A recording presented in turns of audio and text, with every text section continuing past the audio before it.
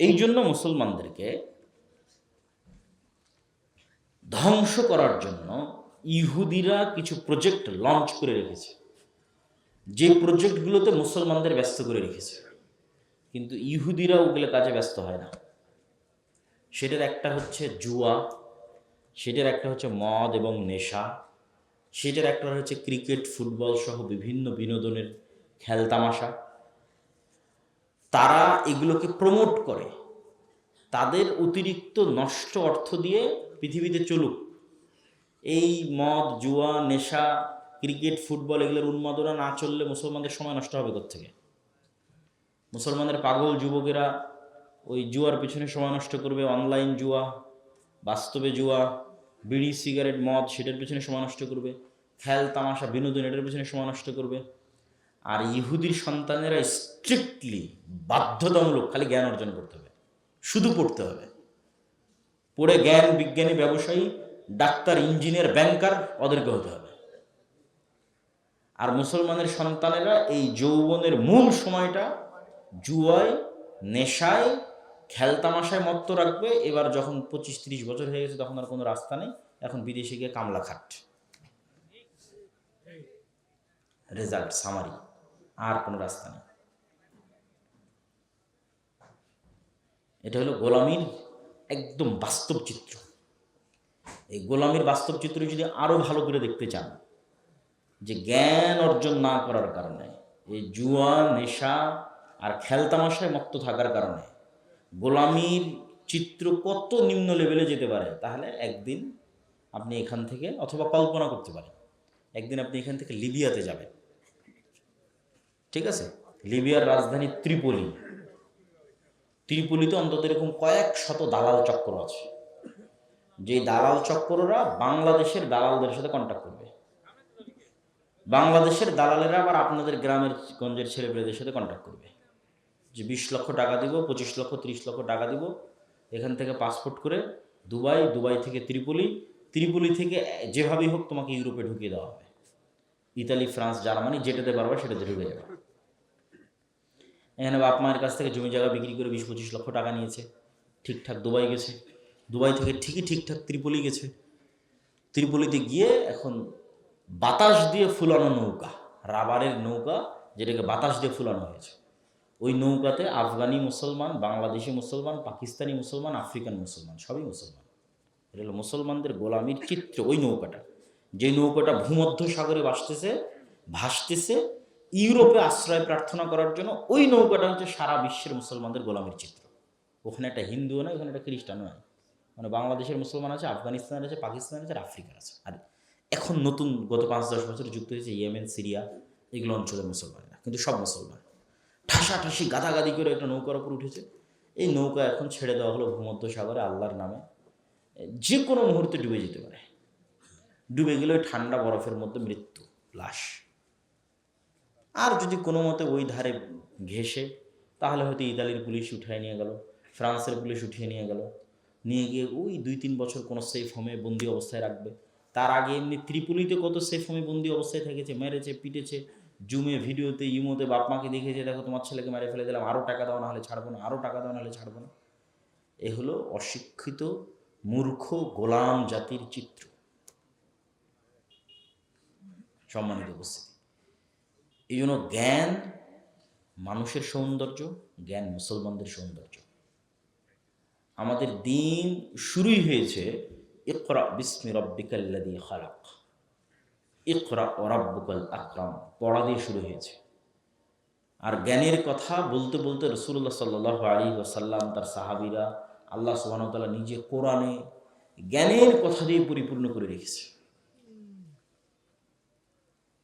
অথচ আমাদের মধ্যে জ্ঞান চর্চার কোনো কালচারই নাই।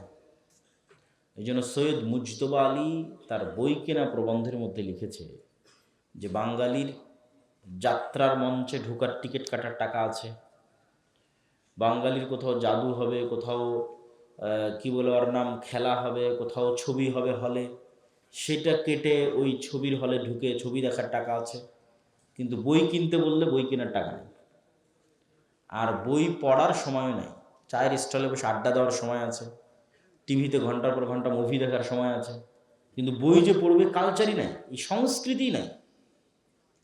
অথচ ইংল্যান্ডে আমি 1 বছর ছিলাম, তো আপনি পার্কে যান, বিমানে উঠেন, আমি নিজে বিমানে উঠেন, বাসে উঠেন, ট্রেনে উঠেন, বই পড়ার কালচার আছে। কাউকে না কাউকে দেখবেন 4 জন 5 জন দেখবেন যে বই পড়তেছে। ওদের কাছে আমাদের চেয়ে দামি ফোন আছে, লেটেস্ট আইফোন আছে, কিন্তু কালচারটা আছে বই পড়ার।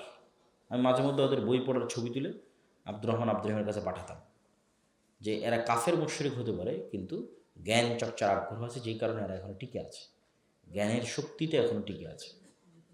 আর আমরা মুসলমানরা শুধু সময় নষ্টে টিকে আছি।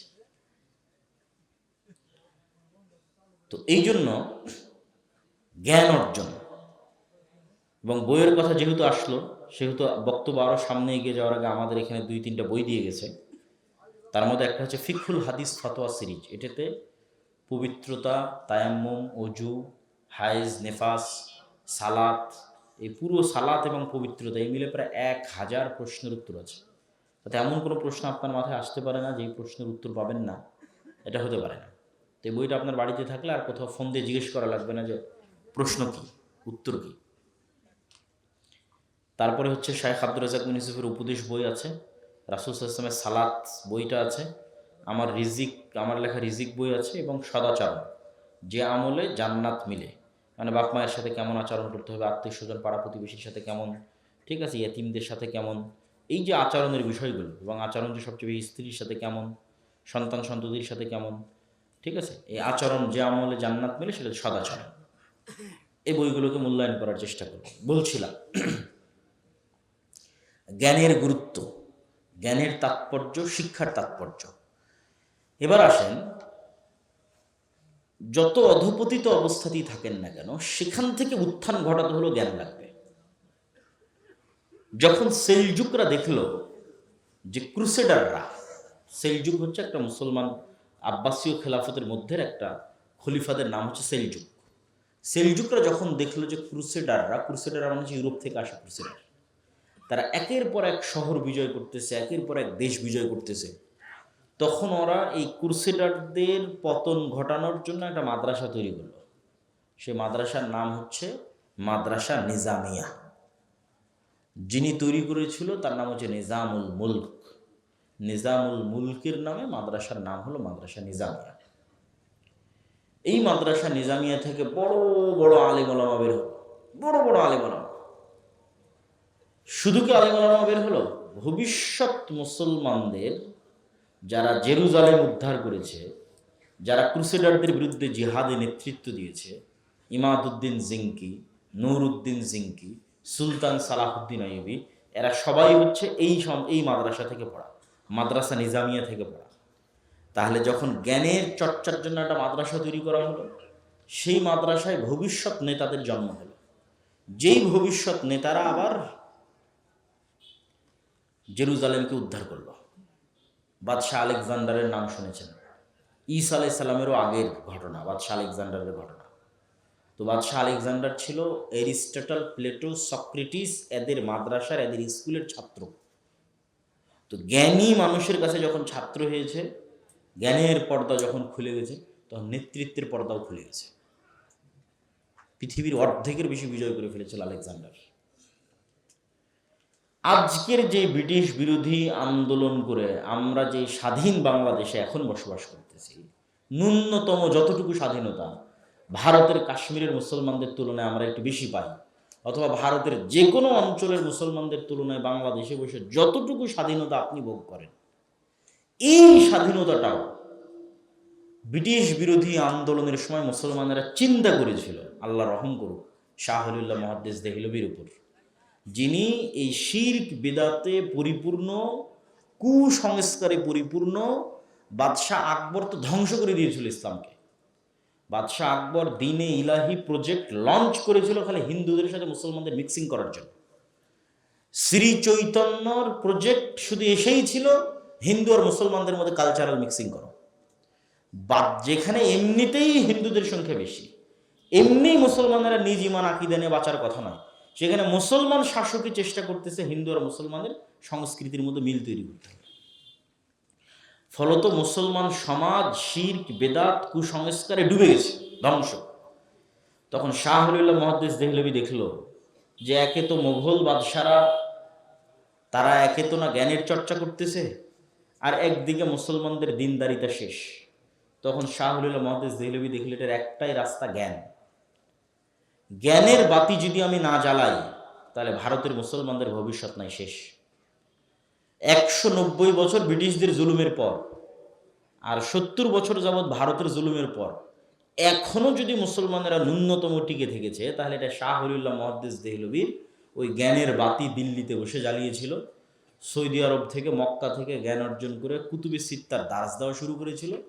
তারপরে শাহ ওলিউল্লাহ মুহাদ্দিস দেহলভীর ছাত্র তার নিজের ছেলে আব্দুল আজিজ মুহাদ্দিস দেহলভী, আব্দুল আজিজ মুহাদ্দিস দেহলভীর ছাত্র শাহ ইসহাক মুহাদ্দিস দেহলভী, ইসহাক মুহাদ্দিস দেহলভীর ছাত্র মিয়া নাজির হোসেন দেহলভী, যার প্রায় 1.5 লক্ষের অধিক সারা ভারত, পাকিস্তান, বাংলাদেশে যার ছাত্র ছিল মিয়া নাজির হোসেন দেহলভী। এখনো আফগানিস্তান থেকে শুরু করে একদম আরাকান পর্যন্ত যত জায়গায় দেখবেন আহলে হাদিস মসজিদ আছে, আহলে হাদিসের দাওয়াত আছে, নিশ্চিত থাকেন ওই জায়গাতে মিয়া নাজির হোসেন দেহলভীর ছাত্র ওখান থেকে দিল্লিতে জ্ঞান অর্জন করতে গেছে, নাজির হোসেনের কাছে জ্ঞান নিয়ে সেখানে ফিরে গেছে। তো এই যে শাহ ওলিউল্লাহ মুহাদ্দিস দেহলভী জ্ঞানের চর্চা শুরু করলো, তৎকালীন ভারতে কোরআনের অনুবাদই হয়নি। কল্পনা করেন, কেউ জানতো না কোরআন পড়া, যে কোরআন যে জ্ঞান শিখবে এটা কেউ জানতো না। প্রথম শাহ ওলিউল্লাহ ফার্সিতে কোরআন অনুবাদ করেছে, যে মুসলমানদের কোরআন শিখাতে হবে। মুয়াত্তা মালিক অনুবাদ করেছে, মুসলমানদের হাদিস শিখাতে হবে, না তারা জীবনও ব্রিটিশদের বিরুদ্ধে ফাইট দিতে পারবে না যদি জ্ঞান না থাকে। তারপরে ওই শাহ ওলিউল্লাহ মুহাদ্দিস দেহলভীর পৌত্র মানে পোতা শাহ ইসমাইল শহীদ প্রথম ব্রিটিশদের বিরুদ্ধে জিহাদের ঘোষণা দিল। যদি জ্ঞানটা ওখানে না আসতো, এটা অসম্ভব যে জ্ঞান না থাকলে কিভাবে শাহ ইসমাইল শহীদ ব্রিটিশদের বিরুদ্ধে জিহাদের ঘোষণা দেবে। শাহ ইসমাইল শহীদের বই যদি এখনো আপনি পড়েন, আপনার গায়ের লোম খাড়া হয়ে যাবে। তাকবিয়াতুল ঈমান, তাওহীদের উপর, যখন ভারত উপমহাদেশে মোহাম্মদ বিন আব্দুল ওয়াহাবের কিতাবুত তাওহীদ আসেনি, যখন মদিনা ইসলাম বিশ্ববিদ্যালয় তৈরি হয়নি, যখন এত মসজিদ মাদ্রাসা ছিল না, এত কেউ আকীদা তাওহীদের দার্স দিত না, সেই কোথায় 250-300 বছর আগে শাহ ইসমাইল শহীদ তাওহীদের উপর এই মানের বই লিখেছে, শিরকের বিরুদ্ধে। তারপরে গোটা ভারত দাওয়াতি সফরের উপর দাওয়াতি সফর, দাওয়াতি সফরের উপর দাওয়াতি সফর। উনি গোপেন ঘোষণা দিয়েছে, শিরক বেদাত থেকে যতক্ষণ মুসলমানেরা মুক্ত না হচ্ছে ততক্ষণ মুসলমানদের বিজয় সম্ভব নয়। গোটা ভারতে দাওয়াতি সফর দিয়েছেন সৈয়দ আহমদ বেরেলভী এবং শাহ ইসমাইল শহীদ। তারপরে ওই যে আস্তে আস্তে মাদ্রাসা তৈরির সিলসিলা শুরু হলো, কওমি মাদ্রাসা যেগুলোকে আমরা বলছি, তথা জনগণের টাকায় বেসরকারি যে মাদ্রাসা, যেগুলো এখনো টিকে আছে, এই মাদ্রাসাগুলোর কারণেই এখনো পাকিস্তান, ভারত, বাংলাদেশে ইসলামটা টিকে আছে। নাহলে স্পেন থেকে যেভাবে মুসলমানেরা একদম সাফা হয়ে গেছে, এই ভারত উপমহাদেশ থেকে মুসলমানেরা জিরো হয়ে যেত, জিরো, যদি এই জ্ঞানের চর্চাগুলো তৈরি না হতো। সম্মানিত উপস্থিতি, তাহলে আপনি যদি এখন যেখানে দাঁড়িয়ে আছেন এখান থেকে আরো বেশি বিজয় অর্জন করতে চান, আরো জ্ঞানের দরকার, আরো জ্ঞানের চর্চার দরকার। যারা নতুন যুগের চাহিদা অনুযায়ী, নতুন জ্ঞান বিজ্ঞানের আলোকে মুসলমানের সন্তানদের জ্ঞান এবং বিজ্ঞান, জেনারেল শিক্ষা, ইসলাম শিক্ষা, দিন শিক্ষা, সকল দিক থেকে উন্নতি ঘটিয়ে একটা নতুন বিপ্লবের রাস্তা তৈরি করবে, এইটা আপনি শিক্ষা প্রতিষ্ঠান ছাড়া করতে পারবেন না।